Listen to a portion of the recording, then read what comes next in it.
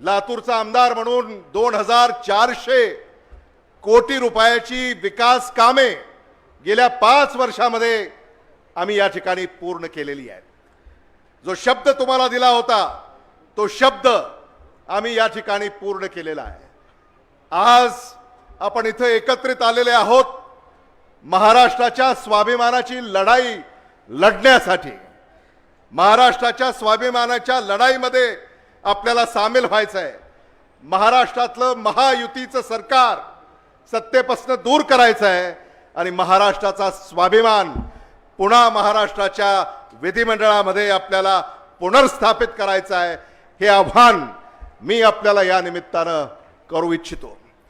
या महाराष्ट्र विधानसभेच्या निवडणुकीमध्ये सामान्य माणसाचे अनेक प्रश्न आहेत आणि म्हणून महाविकास आघाडीनं पंचसूत्री कार्यक्रम दिलेला आहे। इथं अनेक शेतकरी उपस्थित आहेत। जे शेतकरी ज्यांच्या डोक्यावर कर्ज आहे त्यांनी जरा हात वर करा बरं। जे शेतकरी आहेत आणि ज्यांच्या डोक्यावर कर्ज आहे त्यांनी हात वर करा। या सगळ्या शेतकऱ्यांचं कर्ज 15 डिसेंबरला महाविकास आघाडी सरकार आल्यानंतर माफ होणार आहे।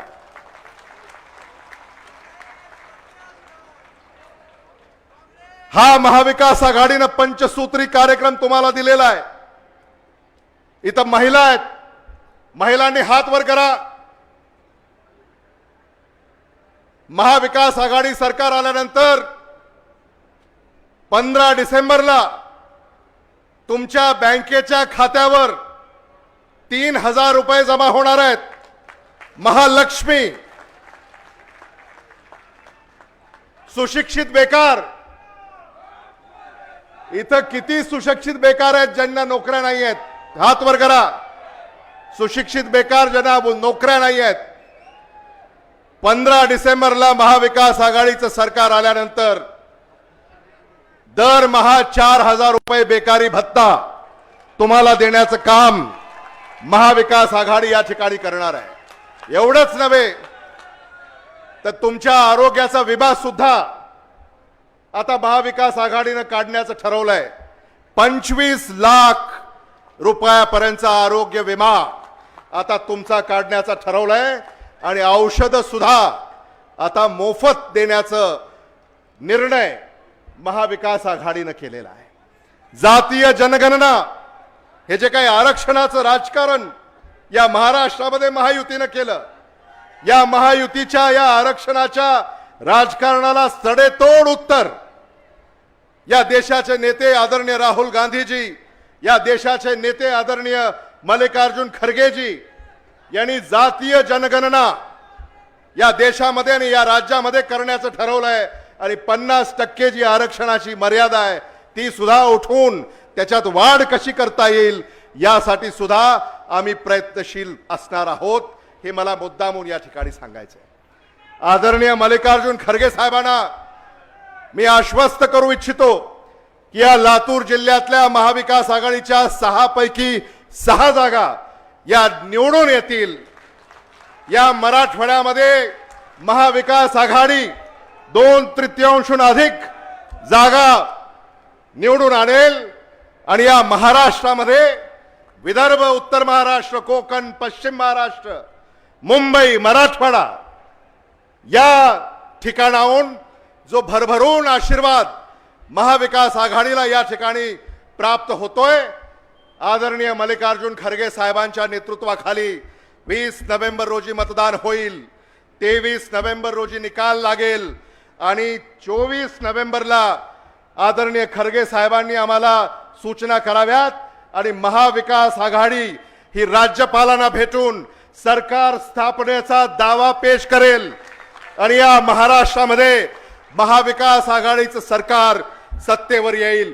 फक्त महाविकास आघाडीचं सरकार या महाराष्ट्रामध्ये सत्तेवर येऊन चालणार नाही, त्याच्या पुढेही जाऊन 2029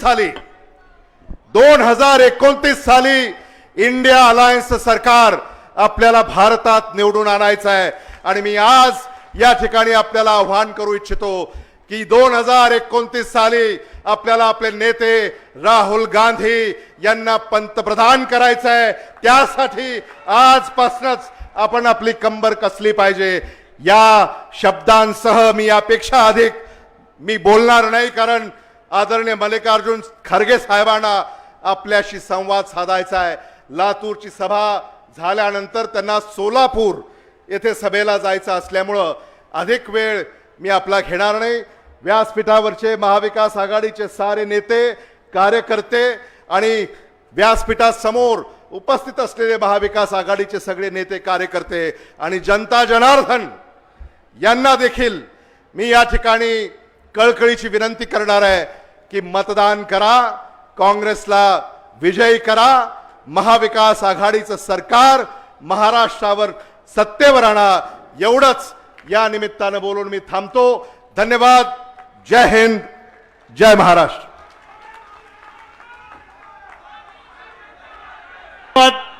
धन्यवाद भैयासाहेब. आपण सांगितलं की आपल्या प्रत्येक वेळी खरगे साहेबांनी आपल्या वाटचालीमध्ये आपला हात दिलेला आहे.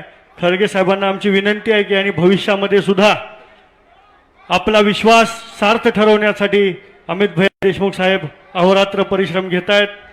लातूरकरांच्या वतीनं मी विनंती करतो की महाराष्ट्राचं नेतृत्व करण्याची संधी हे आमच्या नेत्यास मिळावी.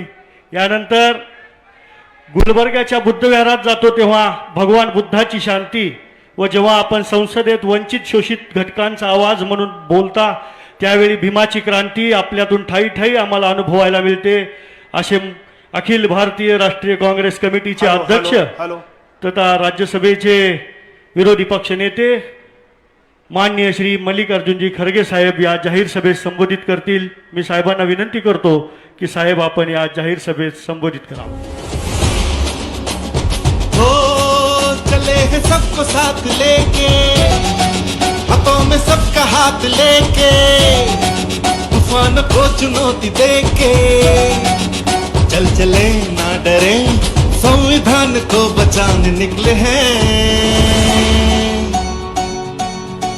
मल्लिकार्जुन खरगे, मल्लिकार्जुन खरगे, मल्लिकार्जुन खरगे.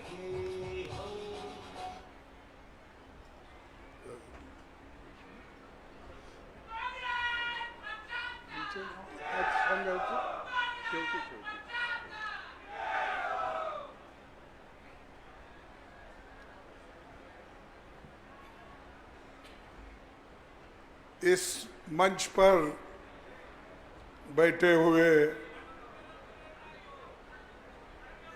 हमारे नेतागण, उत्तम कुमार रेड्डी जी जो तेलंगाना के वरिष्ठ मंत्री हैं, और इस जिले के हमारे पार्टी के ओर से देखभाल करने वाले सीनियर लीडर दिलीप राव देशमुख जी,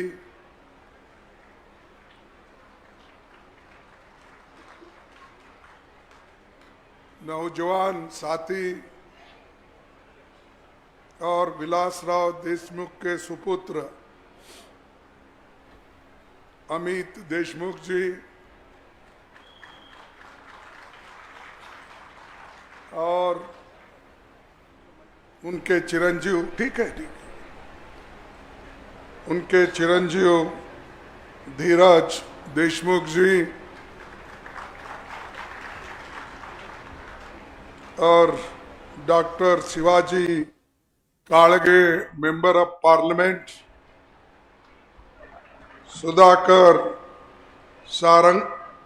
सरंगरे, जिन्होंने हमारे पार्टी को मदद करने के लिए आए हैं, वो भी हमारे सामने बैठे हैं. महाविकास आघाड़ी के उपस्थित सभी नेतागण और मंच पर बैठे हुए सम्मानित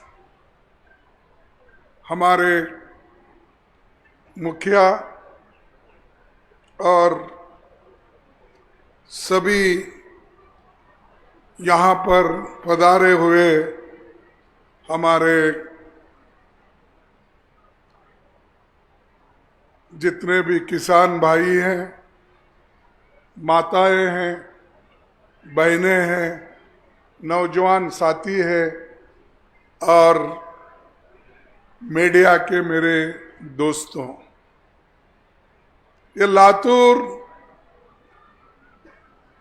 बहुत बड़ा जागृत स्थान है और मुझे खुशी है कि मैं बार बार लातूर में आता हूं, इसीलिए कि विलासराव देशमुख बहुत ही अच्छे व्यक्ति और उन्होंने हमेशा लोगों के साथ मिलजुल के रहते थे और हमेशा हंसमुख, किसी को गुस्से से कभी देखते नहीं थे। वो हमेशा सबके साथ मिल के रहने वाले ऐसे एक व्यक्ति थे। मेरे को एक बात याद आ रही है कि जब ये आरएस गवी एक यहाँ पर अपर हाउस के चेयरमैन थे महाराष्ट्र के, वो रिपब्लिकन पार्टी के थे, वो और सीएम आर्मोगम दोनों मिलके मेरे कोठी पे आए थे बेंगलोर में जब मैं रेवेन्यू मिनिस्टर था।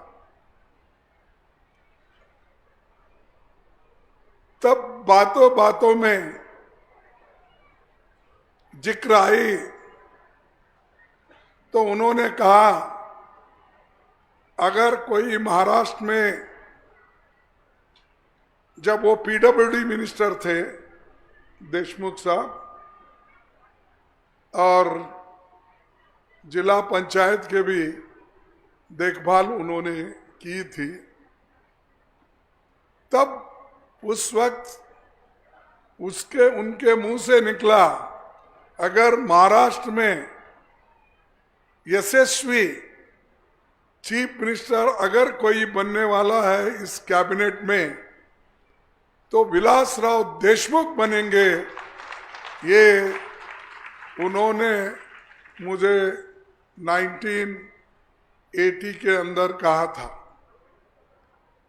ये देखने के बाद उस वक्त मैं रेवेन्यू मिनिस्टर था कर्नाटक का, मुझे ऐसा मालूम हुआ कि भविष्यवाणी कर रहे और बॉम्बे में उधर इधर बहुत बड़े बड़े लीडर है, अब देशमुख साहब का कैसा नंबर लगेगा, ये मेरे को सोच लगी थी। लेकिन उन्होंने बोला अगर बनना है तो वही बनेंगे और अब बहुत अच्छा काम कर रहे हैं, इसीलिए उतने नौजवान यंगस्टर उन्होंने इस महाराष्ट्र का चीफ मिनिस्टर की कुर्सी संभाली और बहुत तरक्की उन्होंने की। ऐसे कम व्यक्ति होते हैं काम करने वाले और आज उनके सुपुत्र भी, जब मैं अमित देशमुख को देखता हूं तो मेरे को हमारे विलासराव देशमुख की याद आती है।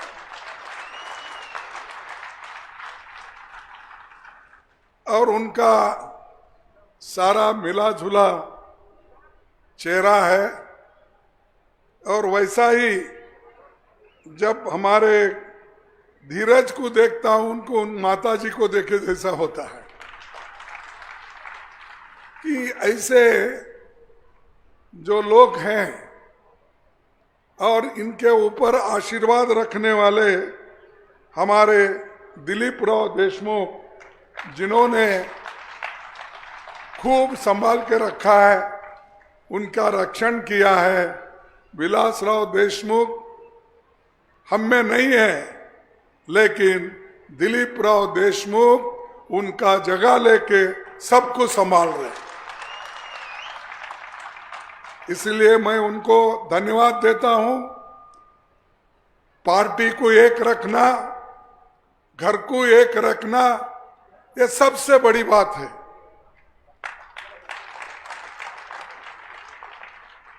और आज मैं यहां पर आया हूं आपका उत्साह देख के, और महाराष्ट्र में जो बड़ा बदलाव करने के लिए आप लोग यहां पर आए हैं।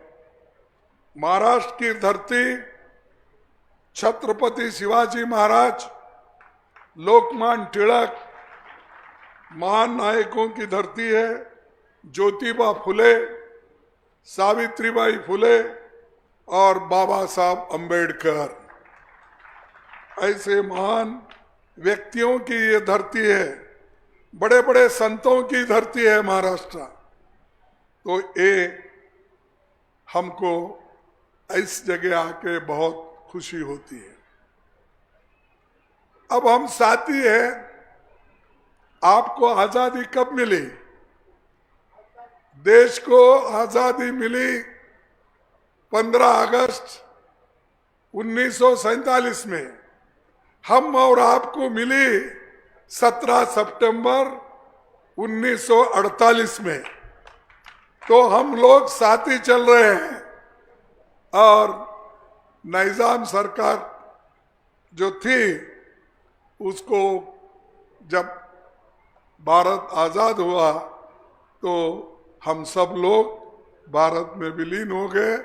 और आज तरक्की के जो रास्ते आप लोगों ने जो खास करके निकाला है, वो बहुत अच्छा है। मेरे को और भी खुशी हो गई जब हमारे अमित ने कहा यहां पर 2400 करोड़ रुपए अगर एक जगह डेवलपमेंट के लिए आता है, मैं समझता हूं कोई एमएलए इतना काम नहीं कर सकता जितना उन्होंने बताया। और दूसरी बात ये कहूंगा कि उन्होंने हमको आश्वासन दिया है 6 के 6 सीट हम जिता के लाएंगे। इसलिए मैं उनको धन्यवाद देता हूं। इसके अलावा भी महाराष्ट्र के कोने कोने में फिर के उन्होंने हमारे महाराष्ट्र विकास आघाड़ी के जितने भी कैंडिडेट हैं उसको वो लाएंगे, ये मुझे विश्वास है, क्योंकि वो हमेशा काम करते रहते हैं।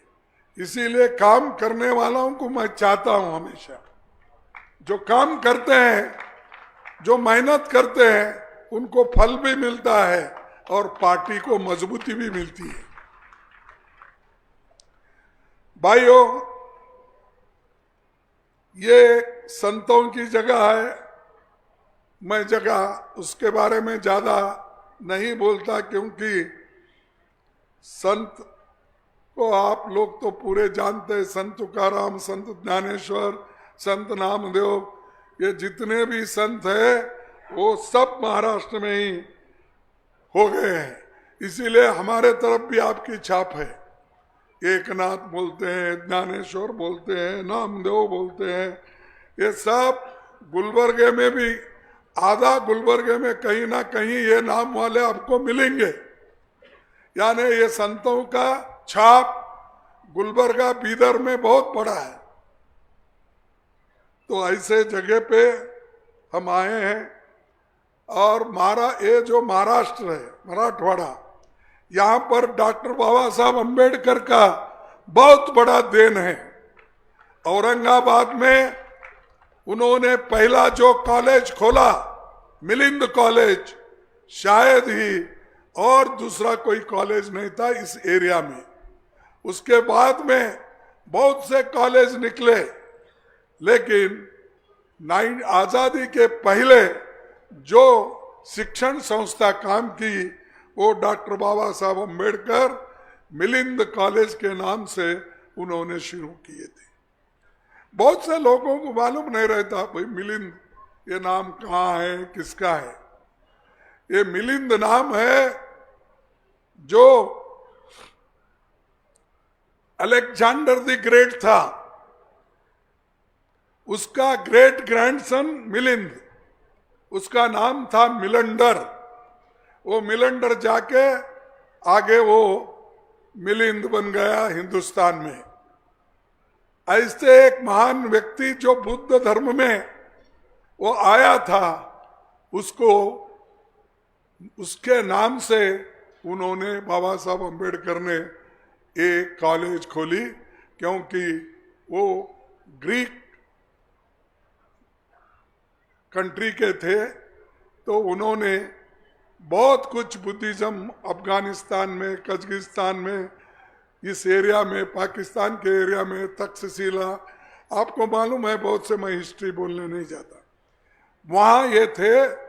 और उनके गुरु थे नागसेन, और वही नागसेन का वन बोल के औरंगाबाद में उन्होंने रखा।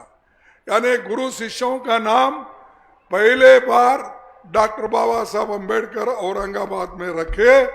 ये बहुत बड़ी बात है और बहुत से लोगों को ये मालूम